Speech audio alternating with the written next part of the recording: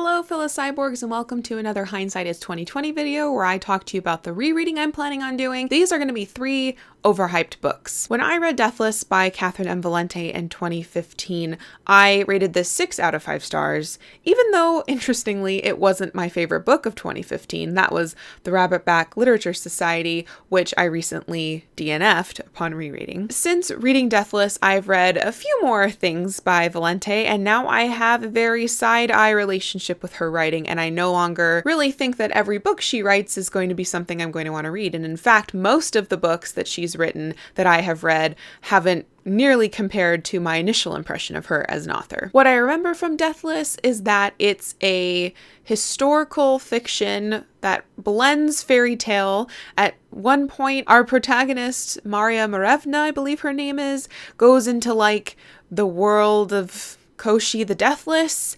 I remember there was like a couple like awkward like sex scenes. I think she ends up stealing something from Baba Yaga. We'll find out if I'm right. So I plan on listening to the audiobook of Deathless, but I do want to reread this and see if I still love it or if, like I believe, it actually is going to get a lower rating. So hopefully I don't go into this too salty, but we'll see. These are 2 more, I think, 2015 reads, but they're definitely books that I purchased and read solely because the booktubers I was watching and trying to emulate were reading these as well. And I was very conscious at the beginning of my booktube career that I wanted to, grow my channel. I wanted to be reading the things that people were reading. And I'm pretty sure that I have rated these both too high. This is The Stone Gods by Jeanette Winterson. I remember in my review saying that it was a 3-star enjoyment, but the writing was so good that I gave it 4, which I don't think is a good reason to give a book 4 stars. So I'm going to reread this and see if perhaps I've matured into enjoying Winterson, or if she is an author that just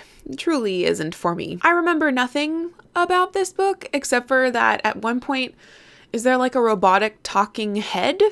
Maybe?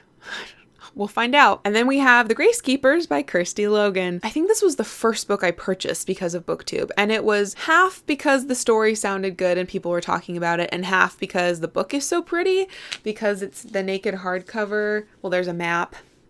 There's a map, and the naked hardcover has mer people on it. Because I normally don't like hardcovers, but I decided that I needed to buy it because of how pretty it was. I remember this being like a world where it's all covered in water and there's this circus boat troupe, and then a grace keeper is like a funeral director because you have to do like water burials because there's no land to bury bodies on. There's also LGBTQ plus themes in here and a dancing bear and webbed feet. That's about what I remember. I'm pretty sure this is going to be a 3-star read. I plan on listening to the audiobook and getting that from my library. So we'll see what my thoughts are on this when I'm done. So here's hoping that I go into these books with a objective, like I want to like these books attitude, and I don't let like my salty misgivings get in the way of, enjoying something that I could enjoy. We'll just see what happens with these 3 books. And if we get salty, we get salty. It's no big deal. So let me know in the comments down below if you have opinions on these books, and if you too have been guilty of getting caught up in the hype for one reason or another. Thank you for watching, and until next time, continue to be lovely.